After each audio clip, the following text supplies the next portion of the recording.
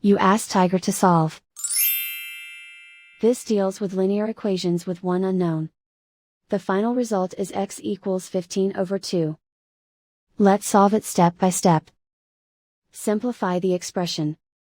Multiply the fractions. Expand the parentheses. Multiply the coefficients. Simplify the arithmetic.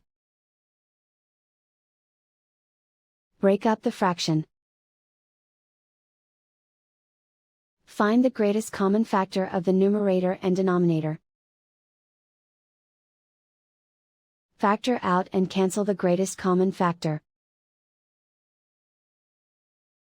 Swap sides.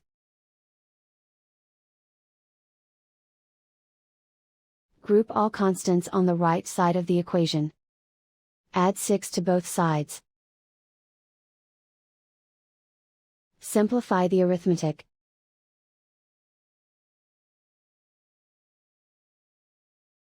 Isolate the x. Multiply both sides by inverse fraction 3 over 4.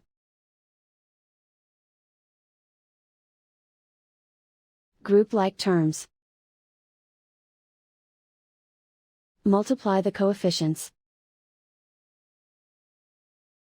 Simplify the fraction. Multiply the fractions.